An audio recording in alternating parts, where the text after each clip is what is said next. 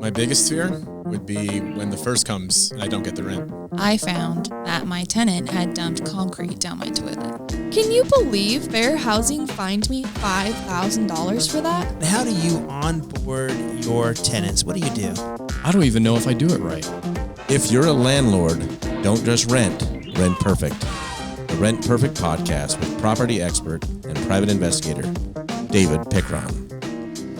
Well, it is Tuesday, July 21st. We're in the middle of the summer. It's in Arizona. It is warm outside. There's a little glossy look over us right now. Kind of humid today. Reflection on my head. Yeah, Sorry a little about reflection.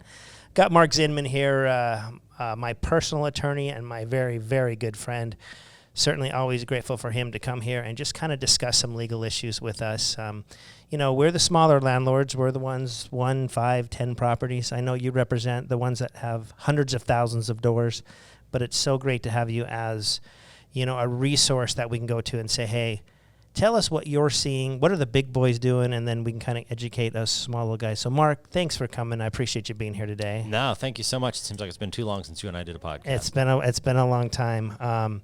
Hey, Mark, you're licensed in Arizona. I'm only licensed in Arizona. You're only licensed. You're my personal attorney, but you are not anybody's watching this podcast's attorney. So we want you to go to your own state attorneys, your own personal attorneys. Double check anything if you're going to change anything in your policies, procedures, anything there, because we want you to have the right legal advice for your area. But today I want to talk about. I got a phone call last week, and somebody skipped out on their lease. So they had a 12-month lease. 7 months into the lease, they said, we're done living here. We're moving out. And the landlord called me and said, what do I do? Seems kind of simple, but I wanted to talk a little bit about possession and then how can you collect the rest of your lease and if you can double dip and just kind of some different stuff like that. So Mark, I think we have to really talk about what an eviction is for, and it is for returning the property to its rightful owner. It's for possession, correct? Correct. Yeah, I mean, in Arizona, again, like I said, I'm only licensed in Arizona, so what we're going to talk about is Arizona policies, Arizona laws, procedures here. I mean, the concepts may apply in other states, but it really, you need to get your own attorney and your own review for each different state here. But in Arizona, I mean, the purpose of an eviction is to get possession back. You do get a judgment for whatever rent is owed through that date, through that month. But especially with the smaller clients that we have and that we represent, the mom and pops, they think, that the courtroom's an ATM and that they get a judgment and that they get the money. I'm like, no, we're here to get you possession. Let's focus on what's priority, which is getting somebody out so you can actually turn that unit back to the market. 25 years ago when I first got into this business, you didn't get necessarily money judgment right away. You got possession, and then you had to go through another procedure. And they're like, why go through two? Let's rope it into one. But number one priority of the eviction court is to give the property back to its rightful owner. No question. And, I mean, that's the most important part. And going back to this whole thing, I mean, I don't think a lot of the mom and pops realize that somebody can just leave in the middle of the night and just walk away. And they're like, well, they broke the lease. And I'm like, yeah, they broke the lease, and the law applies. But it doesn't make you whole the next day. Like, there's a lot of hoops you have to go through to eventually hopefully get made whole or at least get your property back. Right. So I think there's two ways maybe we could break a lease. We could leave in the middle of the night, not return the keys, or we can walk in and say, here are the keys. I'm out of here. Goodbye. What is the difference between the two ways of breaking your lease? Yeah. So in Arizona, there's 3 ways to get possession back from a property, right? Tenant gives you the keys. The tenant abandons the unit, or you go through the eviction process all the way through the writ, and then you actually have a constable lock them out. So in reverse order, the judgment, if you go through an eviction, you actually get a monetary judgment. If you go through an abandonment, which we have in Arizona, is you basically post certified mail, you just take possession back because it looks like they've moved out of state, they're gone. Right. Or, of course, the tenant turns in the keys at any point in the lease, right? They just say, you know what, I'm gone, here's the keys, you can go take possession back. Right. And if you have possession then, in Arizona, and I'm sure in many other states, now you cannot pursue eviction because you really already have possession. Correct. So in this case, they came, they turned in their keys, they said, hey, thank you very much, but we're done. We found a better place, or we bought a place, or whatever they decided to do. Here are your keys back. What does she do now? Yeah, so that's, right off the bat, the first thing you have to do is go and inspect the home, right? You want to secure it once you've gotten the keys. And I can't stress that, especially in Arizona, keys are possession. So the physical keys, once you have them in your hand, go, change the locks if you want to, do your inspection, pictures, video. I mean, there's literally no reason at this point in our world with cell phones, you can't take a video over pictures. It blows my mind. Right. So well document the property. Absolutely. And then start getting your invoices. What you're kind of preparing for is in Arizona, you have 14 business days to get an accounting out to the resident of what they owe you or what you owe them. And so everything is kind of preparing to that 14 business day mark. So you're holding, say, let's just make up a number. You're holding a $1,500 security deposit. Can you apply that towards the next month's rent that you're not going to get? Yeah. The deposit will go, let's say they skip out in the middle of the lease, right? It's a year-long lease. 6 months in, they skip out. And you've got 6 more months to go, and it's $1,000 a month. So theoretically, in addition to whatever damages they owe, they also owe these $6,000. But a landlord has a duty to what's called mitigate their damages, which is try and re-rent the property. Okay.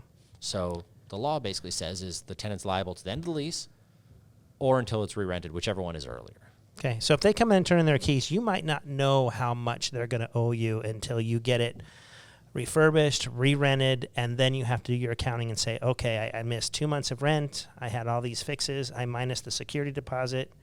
Now they still owe me X amount.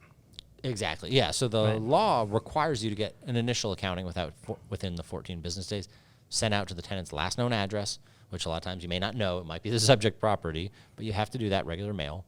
And then basically as you figure out, the total amount of damages or when it's re-rented, if it's not 6 months, it turns out to be 2 months, then send a final accounting saying, look, this is actually the final dollar amount of what you owe. Right. I got the property re-rented within 2 months, so you're not responsible for the last 4 months of the lease, but you're responsible for 2 months of the lease and these damages minus your security deposit. Correct. And that's, again, separate from like lease breaks, which I know some of the apartment communities do. That's a different issue. This is literally just you have a lease. Right. They're liable until you re-rent it or until the end of the lease, whichever is earlier. So they come back and either don't respond or say, I'm not paying you. What does a landlord do? Yeah, I mean, that's kind of pretty common, actually. Unfortunately. I mean, collection rates, I think, on these issues are pretty low for numerous reasons, because if a person's leaving, they may not have the ability to pay. They may not be liquid. Right. Your real option is to file a small claims case, which in Arizona you can go up to $3,500. You can go to justice court for up to $10,000. If it's more like substantial damages, high-end rent, you may end up in Superior Court over $10,000. You can either do that yourself. You can do that through a collection company potentially, or just go hire an attorney as well. Okay. So you can sue them, or you can send it off to a collection agency for them to sue them, pretty much. Exactly. Right. Yeah. So you have two options there. Eventually, to ever get your money, you're going to end up in court. I mean, Right. There's just no way around it. Now, I would recommend hiring somebody, and I'd recommend staying kind of quiet for 2-3 months, let them get settled. As a PI, when I go to find somebody or I want to see where they work, I need to let them like kind of season a little bit, let some time go by. We're not going to find where someone skipped and where they're living tomorrow, or if they change jobs, where they're working tomorrow. We need to let them kind of, it's interesting. People think we go out and find people. Actually, people find us by filling out applications, by turning on utilities. The data somehow flows to us, and we can start figuring out where people are. So if you're a frustrated landlord and you had someone skipped and you want your money like right now, you're going to need to be patient. Because like you said, first of all, you might not ever get a dime. So you don't want to spend a lot of your good money after the same person that's already got you once. You're going to really have to make a decision to say, is this worth it? Now, if they went off to buy a home and they have an asset, it might be worth it to slap a lien on the home after you get judgment and do that. But if they're just running because they can't pay and they're living with family, we just might want to wait a little bit of time, or we might just want to write it off. Maybe sometimes the best thing to do is write it off, but that is certainly up to each individual circumstance. Yeah, I mean, you definitely don't want to throw good money after bad. I mean, we've had tons of conversations I've had with clients where we'll get an eviction judgment, let's say, for $1,500. And immediately the next day, they're like, well, I've got another claim for $7,000 for all this damage they did to my property. I want you to go sue them. And I go, okay, well, you already have a judgment for $1,500. Why don't you go try and garnish, go collect on that one? If you can collect, then look at the second lawsuit. But paying me hourly to file a second lawsuit that may end up not being worth the paper it's printed on. Because you couldn't get the first $1,500. It makes no sense. I can get you $1 million judgment, but if it's not collectible, it doesn't do you any good. I'll frame it for you. It's if a it's really good important. judgment. Perfect. Okay, so we skip out, we call, we say, hey, we're leaving the property. Or maybe we don't say we're leaving the property. Maybe rent just doesn't come and you go over to the house and you look through the windows. No one's answering their phones. It looks abandoned. Do you like that abandonment process, or do you instantly go right to the notice of non-payment and go right into eviction court? Yeah, I mean, the abandonment process was really intended, I think, as an alternative to the eviction. Again, I'm an attorney, so I will tell you, I prefer going through the eviction process, not because that's where the bills get paid, but realistically because you've gone through a court process and a judge has said, yes, you did everything right, you're entitled to possession. At least in Arizona, the abandonment process really just relies on sending out a certified notice and posting it on the door. So if a tenant comes back and says, hey, I was on vacation, how did you take back possession? You're like, oh, I got this little green slip. Yes, it provides some protection, as opposed to a judge saying, no, you breached, landlord took possession back legally. So I always prefer the legal answer. And you end up with a judgment at the very end, too. Correct. So, okay, so there are multiple ways to handle, at least in Arizona, probably similar in other states. Check with your attorney. You probably have 3 options to deal with someone who skips out on your lease. It's going to happen to you if you're a lifetime landlord. It's going to happen. People buy a home. Some things happen in people's lives. So know exactly what you're doing.